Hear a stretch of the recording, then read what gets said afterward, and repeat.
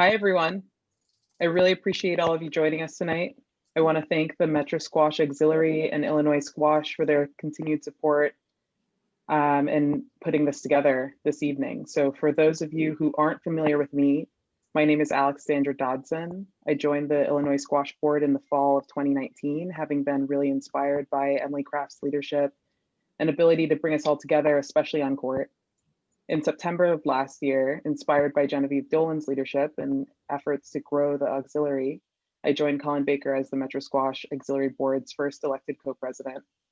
I've been focused on improving DEI efforts within both outlets, and I'm here to remind you that Black Lives Matter. After a summer full of emotional turmoil following the killings of George Floyd, Breonna Taylor, and so many others at the hands of the police, this discussion is long overdue. It's an opportunity for all of you to join us on this journey in pursuit of equity and inclusion with shared language. In addition to this discussion featuring our incredible panelists, the Metro Squash Auxiliary is hosting a book club this year. The proceeds from tonight's discussion will go towards funding that effort. This conversation will not be the last of its kind, but is the first of a series of discussions around the topic of equity in squash. We'll look forward to your continued participation as we delve into topics like players' unions and outdoor squash. Again, go ahead and donate to Metro Squash now. You know you want to. The link is in the link tree. And so, all right, y'all are not here to hear from me, but our esteemed guests. And with that, I'm really proud to present our moderator, James Dodson. Thank you so much. Thank you, Alex. I'm honored to be introduced by my daughter, Alex. Good evening, everybody.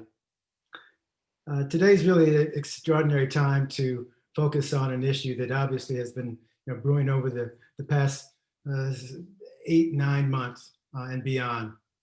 And really, we've got a great set of panelists, and I'm happy to introduce to you today. First off, again, I'm James Dodson. I am a squash player who's played in Illinois for over 30 years. Much of the last 8 years I've spent actually in Arizona, where we lived and played a lot there, and actually serve as a district representative in Arizona. So I'm doubly honored to be able to participate here to moderate this Illinois Squash, Metro Squash Auxiliary Board event and town hall. My journey, we all have extraordinary, I'm sure, extraordinary, if you will, origin stories for how we picked up the game of squash. And mine began in Washington, D.C. When I was about 18, 19, 20 years old, working as a young journalist, finishing up a stint as an after-school program journalist. And someone was introduced to me at that point to support me with my journalistic career. But it just so turned out that he was also a squash player and had played squash for a number of years and was also a Chicago resident, former Chicagoan. But Ken introduced me to the game. He just asked me one day if I wanted to play squash. And I had no idea what that was. But I was more than willing to try it out. And all this time later, I'm still playing. But one of the key things one of the gifts that he gave me was a membership to the Foreign Service Club, which is something that was established with the State Department. And for $75, it was basically a card membership that allowed me to play squash anywhere in the world. And at that time, it was just extraordinary, the idea that I could, play this game anywhere if I wanted to. I mean, the reality at that time, I wasn't traveling much outside of the States. But over the next 10 years as a journalist and starting newly married and starting a family, I played at the St. Paul Commodore Club, a fine key club. As a result of that membership, that Foreign Service Club membership. I played in Denver, or I should say in Boulder, Colorado, at the university there as a result. And of course played in Chicago. I forget the name of the club, but it was the, I can't remember the name, but it was downtown. It became the Downtown Athletic Club, I think. But we played there, all because of this one membership card. It allowed me, access. It wasn't free, but it at least opened the doors. And so, 30 plus years later, I'm still playing in large part because of that. And it was an amazing gift. But I'm really happy to, again, introduce today's panelists. And I want to start out with someone, Karenina Grimble. In full disclosure, she's a cousin. And importantly, her dad was the first person who actually asked me to play a racket sport. It was a racquetball. We would go out, Karenina grew up in the suburbs. And so it was really, I was really excited to go out and play with her dad, Ted, and this game, racquetball. But Kennedy Grimble is director of Office of Strategy, is a director in the Office of Strategy, Equity, and Transformation for the Illinois Department of Human Services. That department manages the strategic planning process as well as the equity and racial justice planning and implementation. This is a second stint within Department of Health and Human Services for the state. But in between, she's worked as a program officer for the Woods Fund of Chicago, where she shared responsibility for reviewing grant proposals, monitoring relationships with organizations that the Woods Foundation funded, and also help identify service gaps in areas appropriate for the Woods Fund to support. She's also worked as a therapist and a case manager in Wheaton Youth Outreach. We also have Socorro Miller, who joined US Squash in 2018. Socorro is a fine alum of Squash Marts, our Philadelphia program, urban squash program. Socorro has worked with US Squash, directing the national championships, managing those national championships, and all of that takes place in Philadelphia. During her 4 years at Squash Marts, she became Philadelphia's youth ambassador for the international group Beyond Sport, which is, I think, where we first crossed paths some time ago. I remember Socorro led a tour of the Squash Mart facility in Philly for participants of Beyond Sports summit one year. And Beyond Sports is one of the grants that MetroSquash won early on, about 10 years ago, actually. And lastly, I just want to introduce you to Eric Lagg, Professor Eric Lagg, who's an assistant professor in the School of Community Resources and Development at Arizona State University, and is also affiliated with a program or an organization I got to know fairly well called the Global Sport Institute that operates out of Arizona State University. Many of you may know, or you may know, that I'm actually studying in Arizona with that School of Journalism, the Croncat School of Journalism, which houses the Global Sport Institute. But Eric's research explores how we construct community sport experience to maximize positive development outcomes with a specific focus on youth development. Recognizing that youth sports exist within a framework that includes, coaches, parents, participants, volunteers, and the management structures. And so I'm really happy that he's able to join us today. Even though I gotta admit, he's a tennis guy. Eric is, his research, his work has been involved with municipal parks, recreation centers. He's also founded his own nonprofit for tennis. It's called Tennis on the Hill in DC, which is still going. But he's also currently a national chair for training and advisory group for the US Tennis Association. So I'd like to thank you all for joining us today.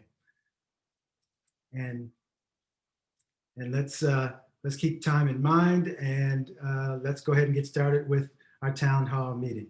We're going to go with about 25 minutes of panel discussion, and then we'll take a break. I think we'll have a poll for the group, and then we'll move on to taking questions from the audience. Colin will be mastering that at that point, and we look to finish up at about 7 o'clock. But to start things out, I'd like to ask the group to respond with your own perspectives on what is access? What does that word mean? What is access, diversity, and inclusion? And I'd like to just direct that question to Karenina first from her perspective. Hi, thanks so much for having me. I'm thrilled to be here. I would also just like to say this conversation and this discussion is an iterative one, and I will not have all of the right answers, but I'll definitely share from my experience. And I guess I would just start to answer that question by saying in a just society, everybody's got access to what it is they need to thrive. And each person gets to decide and determine what that access means and what that is for themselves. I think often we, and I've been guilty of this as well. We have these, big policy minds, and we determine what people need based on their current conditions. And people are actually the experts in their own experiences. And so allowing folks the space to determine what access means to them and what they need to thrive, I think is a super important part of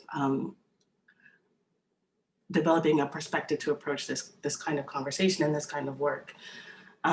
Diversity is more than just, race and ethnicity. It includes other things like perspective and experience, and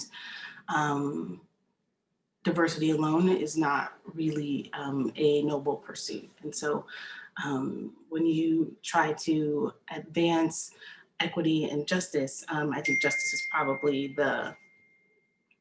the driver for actually getting a better understanding of what access means for different people, and how they approach that space in different ways. I will stop there.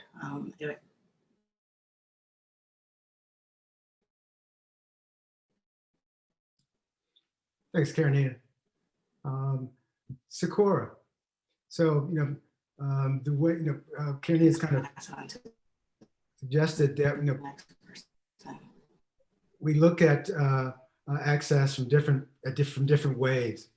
And so from the squash community, how do you feel that the squash community sees access, particularly, from US Squash, from that standpoint?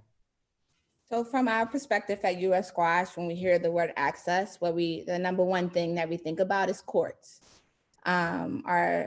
There are enough courts within an area that are accessible to this amount of people within the squash community. And then the second part of it is, are they affordable? Is it a community program that makes these courts available to all? So those are the two things that we think about at US Squash when we hear the word access. All right. And Eric, from a general sport perspective, what, in order to create sport accessible, what's key? Yeah, James, before I answer that question, at least to me, it feels really awkward to have this conversation today without acknowledging what's going on in the world. Mm-hmm. And also acknowledging that that's a direct result of white supremacy and toxic masculinity, I think I would add. So I think this conversation is super important. So I appreciate being part of it. Also to say that while sports isn't going to solve everything, it is a place we can make a real difference. And so super appreciative of everyone on this call and the work you're doing. To answer your question, broadly, the thing I'll add to what folks have already said is it's not one thing. Karenina mentioned this agency piece, the people defining for themselves, and we talk about that in youth development with Youth Voice. And it is access to courts, but it's about players, it's about leadership, it's about volunteers. I've done some work with the U.S. Tennis Association about making volunteer roles more, not just inclusive and not just access, but as Karenina mentioned, justice and equity oriented. So it's a comprehensive approach, and it's not as simple as like one thing. Every little thing is important, you know, access, affordability, all that's important, but we really need to see the whole system and structure when we think about inclusion and equity. And I think when we talk about spaces being accessible, we're talking about like the actual physical spaces, but also the spaces that we create for community, right? And so feeling welcome, for everyone having the opportunity to feel welcome, right? Creating a space where everyone feels welcome, and the willingness to open up that space to people who don't necessarily look like you or share the same kind of background or the same kind of interest, right? I think all of that is also a part of access. It's your point. Mm-hmm. I think, you know, so, Sakura, you know, so taking that in mind, you know, US Squash is, you know, taking some action to create community squash. And that's one way to kind of take all those things into consideration. Can you describe a bit about those efforts? So basically, it's bringing all the communities together. So these are things that Metro Squash and Squash Smarts and City Squash and Street Squash have already been doing, which is bringing the community in and exposing them to squash, because that's really the only way that we're going to grow, is by exposure. So working with them on the best practice to better reach the community, because the community that you guys have in Chicago and that you're reaching is not the same community that Philadelphia may be reaching. Every city has their different trials that they have to go through in order to reach the community. No matter, you know, if you're reaching inner city, the community, or you need to reach the suburban community, you need to be able to reach all. And we all find out barriers. So bringing everyone together collectively as one group under one committee to be able to put forth the best practices. And that's the efforts that US Squash is trying to make. And also to make sure that the people who are calling themselves community programs are actually community programs. You can't be a community program if, you know, you have courts and you're open all day, but you're only allowing one part of the community to have access to that court. If you're a community program, you can't just only allow juniors to play. You also have to have space for adults to play too. And they also need time to come in and play. So that's the efforts that US Squash is trying to put forth, is, you know, making sure the whole group is included and not, you know, broken down into sectors. Mm-hmm. James, if I may, I think Sakura hits on an important point here, that there's also a policy piece, right? And I don't know squash, apologies. So I'll give examples from other fields. So in Parks and Recreation, for example, one of the things a lot of agencies do is they offer reduced fees based on income, or based on if you're on free lunch at school. But to get that, you have to bring in your tax returns, or to get that, you have to bring in your paperwork from the schools, or to get that, you have to come into the office between 9 and 5 when the office is open to deliver your paperwork. And like, these are the kind of policies that we often don't think about because they're not front and center, but that inhibit our ability to be accessible and inclusive. Mm-hmm. I think that the Community Squash Initiative, you know, kind of works to take that into consideration. It's really kind of a trial, or it's early stages of a kind of a national rollout. It's, you know, so it's a model that was fostered in Portland, Maine, which is a lot different than, say, Philadelphia or Chicago. But yeah, it seems like there are a lot of moving parts.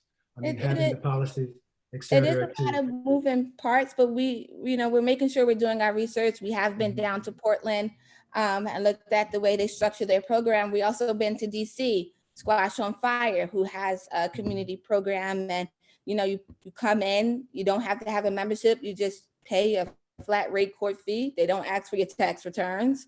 You know, they don't ask for I-9. You know, they don't ask for your last 3 pay stubs.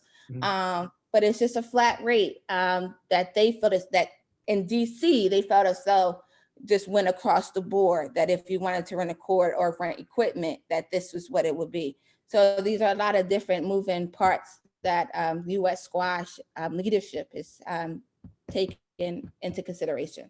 Mm-hmm. Yeah, it's really, we've evolved so much. When we started MetroSquash, for instance, 15 years ago, there was the University Club of Chicago, a private city club, that was and still is the center of squash in the community, in the community of Chicago. But squash has kind of branched out into developing MetroSquash, an urban squash model. We now have we have squash at Lifetime Fitness in the Burbs, which is a slightly different model. But there seems to be a lot more squash in the Chicago area, and it attempts to provide access to different people. So people seem to be finding their way in to squash. I've become much more familiar with MetroSquash over the years, and it was really a very managed program in the sense that we focused on working with kids who were from communities and at schools that were underserved, and they are now thriving as squash players, and graduating college, and moving on into their lives. And we want to be able to I imagine we want to make squash accessible to them as well as everybody else in the Chicago area. But when I think back, Chicago has grown so much with regard to squash access. But now the numbers are growing, the populations are very diverse, but we need to make it more accessible.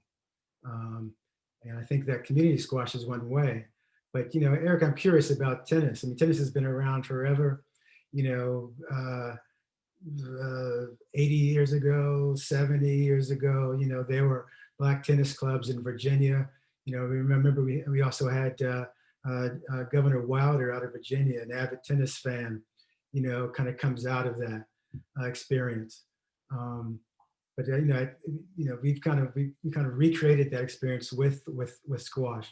But what have we learned from tennis that we might use in making squash more accessible? Since you mentioned Virginia, which is my home, I have to mention Arthur Ashe, also from Richmond, where Doug Wilder is from. I think tennis, like squash, still has a lot of work to do, and is still trying to improve itself. And I think they made some good strides. I think in some ways tennis is fortunate that you've had some high-profile athletes. That's Arthur Ashe or Serena and Venus or Billie Jean King, who have been outspoken on issues of access and inclusion. You've had organizations like the ATA focused on outreach to, in that case, Black tennis players. But I think tennis has a lot of work to do at the grassroots that is still a little too white and upper middle class for my preference. So I realized I didn't answer your question. I didn't tell you your lessons. So I was really hoping you would give me lessons that I could take to tennis.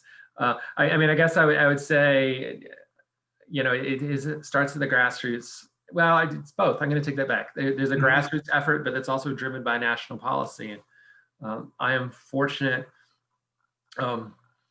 You're right, Jim. I was chair of the training advisory group. I'm now chair of the nominating committee. And I know as the nominating committee, we've put a lot of efforts and intentionality in making sure that our representatives at the board of directors, national board of directors level, is representative of the diversity and inclusion we want to see in tennis. So it is there at the top levels and at the grassroots. Mm-hmm. For much of our audience, tennis, squash, these are sports. And as a squash fanatic, really all I want to do is play squash. Why is it important that we think about, the environments, these policy issues, in building a community, engaging, a group of people who may simply want to just play a sport?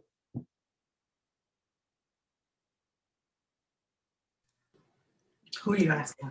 Yeah. Because I have thoughts. Yeah. Karenina. Yeah. Okay. Karenina has. I'm not a squash player either, full disclosure, but I am an athlete. And I think the movie got it wrong when it said, if you build it, they will come. Like that doesn't happen. Like, yeah, you can build it, the physical structure, but you also have to build the mental space, the emotional space, right? And make sure that people know that they're not just being invited into the space, but they're being welcomed into the space, and that the space belongs to them as well. I think that's a big part of what sports does for people, what sports offers people, is this this like radical inclusion, particularly team sports. And so I'm not sure how that translates to squash in the same way, but it's a sport, and so it does, right? Because you're part of this thing that's bigger than yourself, right? And I think that being purposeful about deconstructing kind of this system that's been in place for a long time, because it's just been based on how things have been, it's a great first step in making sure that folks not only know that this opportunity exists for them, but that it is attempting to be radically inclusive of them as well. And that means not just inviting folks in, but inviting folks in and making sure that they know that this is their space too. And there are more words that I could use, but it's really like, power is not the right word, but it's definitely ceding something to people who are joining you, right? And so I think a lot of times we occupy spaces for a long time, we become very protective of them, and we become used to kind of the norms around them. And when we invite new people in, we expect and anticipate that they will conform to those same rules and norms. And I think in a space like the squash space, it's very white. It's very rich. I told somebody earlier today that I was going to be talking on a squash panel, and they were like, squash? Like they didn't know if I meant like the food or if I actually meant the sport, and talking about access, right? And like, it's such an important part of the foundation of opening up access and making sure that people feel welcome, is ceding power to the space, ceding power in the space. And it's not an easy thing to do. And it's often not something that people are conscious of even holding, but it's a very important part of the work. Absolutely. You know, I'm reading some of the questions, and, you know, we've have folks who've grown up in public squash places, spaces, and, you know, it's a lot different from, say, a city club. You know, I remember walking into University Club of Chicago years ago initially, and it was, you know, just a very small club space, very small court space. Everyone had to wear a white uniform, white shoes, white everything. But, you know, being the fanatic I am, I just kind of press forward. You know, you wear that, you know, you step over the toes, you know, you're very quiet. But, you know, one of the exciting things about the first urban squash program I saw, the facility that I had seen was in Boston, Squash Busters. And, you know, we had taken our MetroSquash had a team that went out to play individuals and team tournaments. But when I walked into that space, it was just so amazing to see, you know, it was literally 350 kids who looked like me on court, just having fun and having a good time. It was just a big difference. And, you know, a given, you know, squash seems to be, as a community, you know, it's changed over the time, but it still has this this feel that it's a very elitist, clubby thing. I mean, it's the core. You know, you've experienced a lot of them. You're managing national tournaments. You've crossed a lot of boundaries with the community. How would you describe the environment today? I would say it goes from place to place, as from city to city. But I would say the best environment for squash that I ever been in would be a urban national tournament. It's just the atmosphere for the children of just seeing other African Americans or Latinos who are also playing, who are also striving for the same things. It's just an amazing sight. I do want to give kudos to MetroSquash on how when their students come in, they feel accepted. They feel like they belong. They don't feel out of place. They feel like it's a space that they can express themselves and be accepted for who they are and what they bring. I think that's from day one, from recruitment, from growing into the schools. And honestly, being an urban student it's amazing to see someone that's relatable to you, like someone that you can see, like they're not looking down on me. They know my struggles. They can see what I'm going through, and it's transparent. And being in those transparent situations, that's what thrives. That's what keeps the sport going. That's what keeps the doors open. So when you walk into a club and you feel as though, oh, I don't really think I belong here. I don't really think I fit there. And that doesn't matter what what it says on paper, what your financial situation is. But as a person, if you don't feel like you belong there, you don't want to be there. So having that welcoming face, having, I will honestly say when I first walked into a squash club, a suburban squash club, and it was written on the wall, whites only, I really just thought it was it was a race thing, but it meant clothing. It's white clothing only. And those things that a lot of people take for granted, I still remember this, and I'm 30 years old, and this is when I was 10 years old, I seen this sign. So these are the things and symbols that deter people from playing, that deter them from volunteering, that can deter them from donating, and just being a part of the sport, period. So, but the sense of belonging, just a smile on the face, having a welcoming environment, contributes a lot. And Karenita, you said, that kind of that relates to your mental aspects, mental space, if you will. Eric, from your research, are there, what else would you add in terms of creating that kind of a space that supports particularly youth development, those starting out in a community, an intentional community? Yeah, first of all, there's an interesting conversation in the chat about tennis and ball size and rackets. So I want to point that out if folks haven't noticed it. So one thing tennis did maybe about 10 years ago is smaller rackets, slower bouncing balls, smaller courts for the younger kids. It used to be called quick start. Now we just call it tennis, just like soccer kids play on smaller fields, young kids play on smaller courts. Which is also an important, to tie into your question, that's an important youth development piece, is you want skill sets that kids can master. You want it to be age level appropriate. So as a researcher, I always want to answer everything with it depends and it's complicated. But let me highlight a few things in terms of creating a climate that's conducive to youth development from what we know research, most impactful things. One is to create a climate that's mastery focused. And by that, I mean the focus is on learning and skill mastery and effort, not beating the other person. Another piece is what we call autonomy support, which just means supporting youth in their own voice, constructing their own experience, making decisions on their own. So facilitating their own agency. And then a third piece would just be that's kind of like positive social support and the importance of adult role models. All right.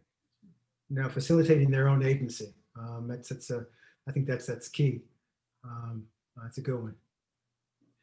I want to come back to Karenita again. Would you want to add anything else in terms of creating that intentional space in this environment? Pandemic, what do you see from the state perspective that's important for any institution, particularly working with young people in sports? Yeah, that's a good question. I'm not quite sure how to answer that. I'm going to say some words though. I think that it's one of the things that is so important when addressing a harm is acknowledging the harm, right?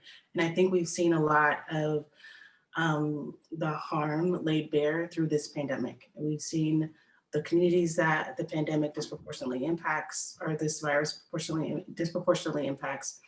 We see the conditions that many of these communities have lived in. We see, I think to Eric's point earlier, the political climate that has just been uncovered. I don't know that it's new. I just think it's something that's been around for a long time. And so we live in this, right? And this is the space that these young people live in. And it's important for us to acknowledge that these conditions exist, and to acknowledge the reasons that these conditions exist. And then to go about the work of collectively dismantling them. It's not just one person's or one community's issue to dismantle or to fix, right? This is a work for all of us. And including young people in this space is tantamount, because often young people are just kind of not considered experts at almost anything. But if we look closely, a lot of our advances in civil rights have been led by young people. And I don't know that that doesn't translate to sports. And I don't know that that doesn't translate to something like this. It's about, I think, listening. It's about really hearing. It's about opening up and providing space for folks to engage in the ways that matter to them. And being open to doing something different. I think often there are these gatekeepers who are very connected to tradition. And I think there is definitely a space for tradition. I also think if we're serious about diversity, equity, inclusion, racial justice, we have to break from tradition, because tradition was founded on white supremacy, and white supremacy doesn't allow space for any of those other things. Yeah, that's awesome. Break the tradition. Tradition with a twist, if you will. Beyond that, we're at a point now where we should probably, begin looking at questions from our audience. Got to ask, do we want to drop a poll in at this point? All right, let's, Colin, if you would, kind of bring up some of the questions. And if you don't mind just reading those out. Yeah, so far, and I see, thanks to the active panelists, some of them have started to answer and engage in conversation on the chat already. I see one question that came through from Maspeth Welding was about access and normalization to squash and why not include it in free squash in community centers, public schools, parks, in a sense, like you have with tennis, like you have with basketball, like you have with soccer fields, swimming pools. And what does it look like to do? Why has that not been done with squash? I think, to simplify that that question. Was that for Eric or for Sakura? I think it's just open to anyone who wants to jump in. All right. So that's the thing. So a squash court costs $100,000. And there is one public squash court in Central Park in New York City, which was donated by a funder, just a private funder who wanted to put a court in New York that made it accessible to everyone. There is just a sign-up sheet. You sign up and you go. There's no fee charged. but all the courts that have been built in the US have been funded by someone, or a company, or a club, or a group of people. The only courts that have been funded and money raised will be the new Specter Center, the National Center in Philadelphia. That's the only center that US Squash has raised money to make. All courts have been funded by someone. So it's really a group of people who want a court put in the park. They have to go through steps. They have to fund it themselves. We want to see more courts being built, but again, it's at the demand of each city. Lawmakers, you have a lot of things that go into building a court, especially outside. And with New York being the first court that has been the first full squash court, that means 3 walls and 1 glass back that have been built. It's kind of like just seeing how it goes through the seasons, as it's just finishing its full 4 seasons.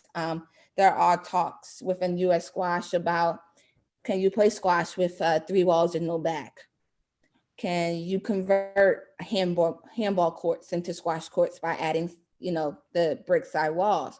Can we develop a squash ball that you can play 4 seasons all around, and it still bounces and you're still getting a workout and it's still fun? And if this is possible, how can every city incorporate it? But again, squash it's not NBA, it's not NFL.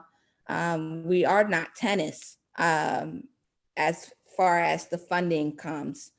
So certain things that other sports can do, squash, we're not boxed in because nobody's ever boxed in. The thoughts are there. It's funding. And again, it's each individual city coming together to better the sport of squash in their community. I just added, Parks and Rec departments are ultimately responsive to the needs and wishes of their community. So this is all about doing the gritty work of advocacy. I work with a lot of parks departments, and we do a lot of needs assessment work on what does the community want. And if you're out there doing that grassroots advocacy work, rallying support, then Parks and Rec departments will be responsive. And certainly to Sakura's point, if there are creative ways to do that, even better. But this is all about advocacy. At the end of the day, Parks and Rec are responsive to the needs of their community. That's interesting.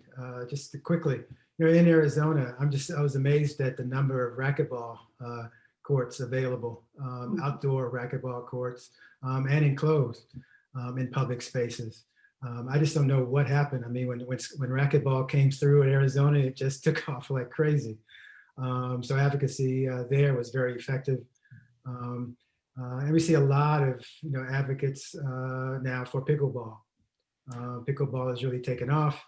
It's they're hitting the right folks at the right time within community park districts, et cetera. Colin, is there another question? Yes, there's a few other questions. From Joanne earlier in the chat, she dropped in a question: how does access to squash apply to non-squash players, or those that aren't currently squash players but might want to become or might be in the future? Well, that's a good question. Sakura, is that something you want to pick up? Yes. Okay. So for our people who may not know about squash, or may have played and then dropped off and then want to come back to it, or, you need to find a crowd on the level of skill that you are, that access really comes into the clubs. Is the clubs opening door and having programming that are specific to those areas. And they're also making it fun. They're also drawing people in. They're making it exciting. They're taking some of the elements of competition out, because these people just want to get involved. These people want to just come back. They just want to get some exercise. So it's just, it really falls on your community clubs. It falls on your private clubs to really have open the doors. make it accessible. Take some of the cost off of it. Again, it's all about community and outreach. And I would Those two, I mean, costs, oh, I'm sorry, go ahead, Karenina. sorry. I would also add, it's in addition to all of what Sakura said, it's about, I think, altering the culture of squash, right? Squash is, there are very few people who are going to go professional in squash, right? But squash is so much more than just the sport itself. Like squash is a network of people. Squash is a network of access and opportunity to other things outside of the sport, right? And so it's connecting folks to that network, right? So it's the playing network and the access to courts and the accessibility in that regard. And it's also widening the accessibility to the larger squash community, right? And to all of the opportunities that are there. I don't know a lot about squash. I've seen it, I've watched it, I love it. It's super like high, fast paced, and it's exciting. And it's also a really, it seems like a tight-knit community, right? People in squash take care of people in squash. And it's creating or opening up the space to draw other people in to care for them as well. So it's connecting. I saw something in the chat about they just graduated their first college class of squash players.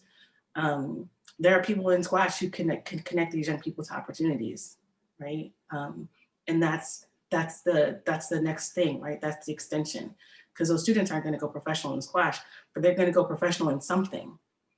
And there are people in the squash community to help them do that. And I think that, go ahead, Eric. Look at your allies within the sport community. I mean, from youth development perspective, we know that specialization isn't good, right? And USA Hockey ran an ad a couple of years ago that was brilliant. I thought USTA worked on it with them, and it said, "This is hockey." It had kids playing hockey, and then the same kid playing soccer, and then the same kid playing basketball. And their whole point was, right, like to be a good hockey player, you need to be well-rounded among these things.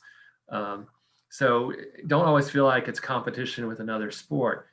Tennis kind of poo-pooed pickleball until pickleball was huge, and now all of a sudden we want to cooperate. But think about what's collaboration look like beyond just a squash court. I was just going to say that this conversation, Claudia jumped in to the chat and said that it reminds her of the Evanston program, MetroSquash Evanston program at the YMCA in Evanston, and using that as an opportunity to introduce or reintroduce squash to the community in Evanston in a more accessible way. Thanks for sharing that, Claudia. And then we also had a question from Ego, and Ego asked, is there a movement that anyone knows of to push private clubs to abolish the white clothing requirement? So these clubs are standalone clubs. They make their own rules and they make their own policy. At US Squash, when we have to run events at these clubs, whether it's a junior event or a doubles event or an adult event, we ask that this rule not apply to the tournament. But at the end of the day, these are standalone clubs. These are private clubs where they're as guests. There has been a bunch of movements. There has been a bunch of board members who are at these private clubs who sit on the US Squash board who have had these conversations with them. But it is to each his own club. I have seen clubs who wear all whites only, which is just clothing, all whites clothing. They have gone away with that. And it's just we're just going to keep going. We're going to keep evolving. We're going to keep this conversation going as time moves on. The National Center will not be an all white clothing facility. Sakura, could you quickly just describe what the National Center will look like and what it's done to be more accessible in the Philadelphia area? So for the National Center, it was about being inclusive. We will be located it's on Drexel's campus. which is only 4 blocks away from one of the urban communities that is in Philadelphia. And we will be partnering with a lot of the public schools that is in that area, along with Squash Marts, which is an urban squash program. So the facility will have a total of 2 doubles courts and 14 single courts with all glass back, and 2 convertible racquetball courts, and classrooms and office space. So we are really excited about the facility, but we're also more excited about the impact that it will have on the community and the efforts to making squash available and accessible to all. We've got a couple more questions I want to try to squeeze in the last few minutes. Oh, one more just popped up. So we'll see if we can get to the last one that you just popped in, Ego. But a few minutes ago, Catherine asked, and I'm not sure which program she's with, but she said, our urban squash program had our first few college students graduate this January, which is fantastic and awesome. How have other urban squash programs helped provide access to these young people who want to continue to play squash, but have graduated out of the system or out of the program and might not find themselves able to afford or have access to a club? And this I'll turn over to anyone who wants to answer. That's me again. So for urban program students who may attend, if they have graduated the program and they're still in their same city, a great way for them to still be able to get on court is to volunteer. Go back to your program and volunteer. Get on court with these younger students, show them the great experience that you had and just lead the way. If you are in a different city that has an urban program, reach out to that squash director, reach out to that executive director, let them know that you're attending college in their city and you just want to get on court. There's no doubt in my mind they will not send you a practice schedule. A lot of these other urban programs, they have practice schedules for their alumni, and you're more than welcome to come in and just get on court and just play. No fee included. If you need a racket, shoes, goggles, with no problem. This is a great way, again, to get back on court, have some fun, exercise, and also give back to students who are now in the shoes that you once were in.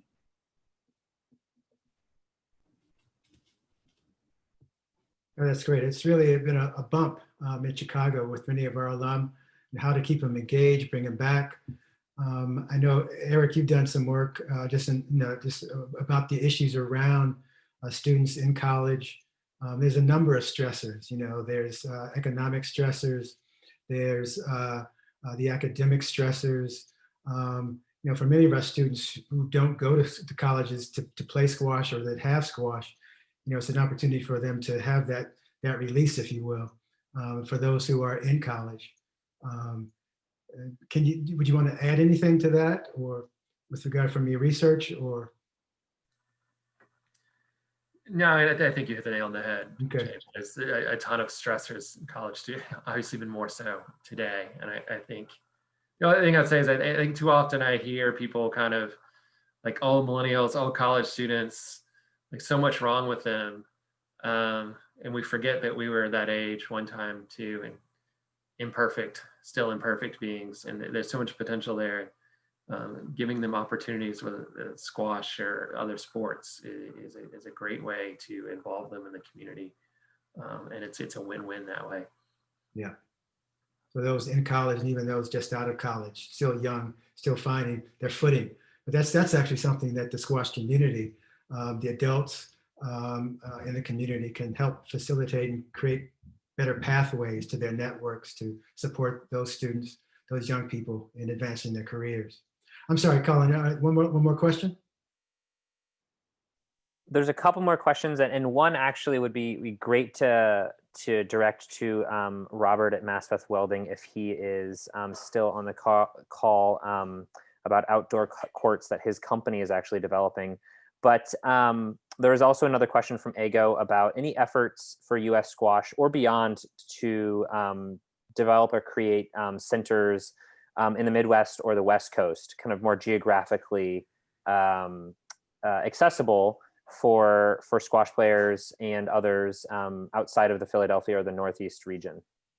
Yeah, so Access Squash, which is in California, they maybe San Diego, I'm not sure. San but Diego, San Diego. San Diego. All right, so they're out there. They have broken ground on their new community facility, which will be a part of their urban program, but they will also have programming designed for their community, and opening doors for adults and juniors who wish to play the sport of squash. No, Access is a great program. It started as an urban squash program out the box. I guess it had another name when it started, but quickly picked up Access as the formal name of the program. And it is certainly providing that now. It's been a real leader among the urban squash programs. And for those outdoor courts, I don't think Access will have outdoor courts, but again, I spent a lot of time in Arizona and was traveling back and forth and tend to continue to travel back and forth. Arizona is a great space for outdoor courts too. But tell us quickly, if you would, some of the efforts for outdoor squash, the movement. Yeah, you. Oh, me. Sorry. Yeah, sure. Okay. Movement. I think it's just build one and organically grow. Do it according to greed and passion for a sport that has the most noble sweet spot of them all. Sorry, it's a really beautiful sport, and in El Salvador, they're trying to develop outdoor courts. They built outdoor courts. I would call them outdoor courts in Gaza. There are outdoor courts historically that were part of the history of the game. And for some reason, it became, I don't know, indoor, more exclusive. Its history in the United States is quite different than it is in markets around the world. In Singapore, Malaysia, South Africa, they give you a key to the squash courts and you clean it on Thursday. And if you're a member of a club and it costs you one guest fee at the university club will last a whole year. So and you're expected to have a beer and some food after and spend a little time. But that aspect of the game in the United States really is needs to be nurtured. And it needs to be nurtured in facilities and talent and what you're talking about, Sakura. I'm taking notes. It's a combination of facilities and passion. The thing that we've discovered over the past 6 months, putting in outdoor court and inviting pros and people who are interested in trying it out and test driving it, is the enormous human talent that has come out in the past, international human talent to teach and advance the game at the highest level. Is almost like Silicon Valley in New York. I would have thought 6 months ago, there were like 25 or 50 big pros in the New York area. There are hundreds of talented, but they don't have facilities. And they can't just go out to the public court and bring, communities on board like tennis. So, the movement is really one court at a time. And we've had inquiries from, 60 entities around the world. We have about 10 projects, diverse projects around the country that we're in discussions and architectural planning. And so I think it's taking time to break a mindset of a commodity called a wood or glass court, and to say, if you could put putty up and it feels good, and you could build something in your basement, or you could, there are many, the technology has not been explored to open up the sport. And I think the other dimension is urban, suburban, or rural. For some reason, we just kind of think it has to be in a city situation, and the economics for it are really bad.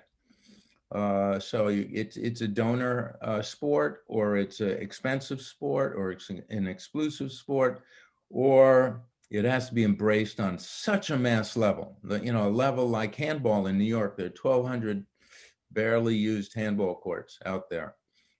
So I think I think New York has been a great model with the handball courts and having that first outdoor court, outdoor squash court. In Illinois, for some strange reason in Chicago, Chicago's hosted the National Handball Championship in South Shore, which for the, you know, I grew up in the area and for the life of me, I don't know why that is, but it, you know, it's a beautiful spot off the beach on Chicago's South Side. You know, again, Arizona, we've discovered, rediscovered our outdoor court, our outdoor squash court, as well as those outdoor racquetball courts they were using with kids for squash. But I think the outdoor courts, we're looking forward to maybe that being one of the next town hall meeting discussions. oh, that'd be great. I just want to, Yeah, I think there are a lot of people who have different approaches. That Matthew Baker White in Arizona is looking deeply into putting back walls on outdoor racquetball courts. So that's good to hear. all over. That's good to hear. And I look forward in Illinois, Illinois squash, supporting outdoor courts in the area and providing easier access, better access. And I think that's probably all the time we have for today, for the discussion today. And it's a great place to end it with regard to the possibilities of access to squash being an outdoor court, particularly in this pandemic. It's going to be a great possibility, great workaround, if you will. I want to thank you all for participating today. Socorro, Karenina, Eric, thank you very much for providing the insight. And Colin and Alex, as co-chairs of the auxiliary, working to get this, create this event along with Illinois Squash. Emily, I just want to thank you. Thank you all for allowing me to host this event, albeit, you know, I'm kind of the dual state person, but I love the game, love playing in Illinois, love playing in Arizona, and look forward to playing more of it when things clear up. I imagine there's going to be more events. Please keep an eye out, ear out for what's happening next. Thank you, everybody.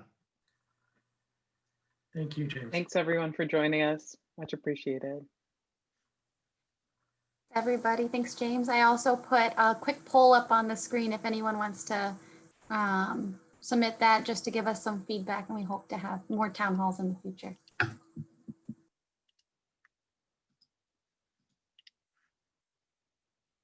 We can add this now.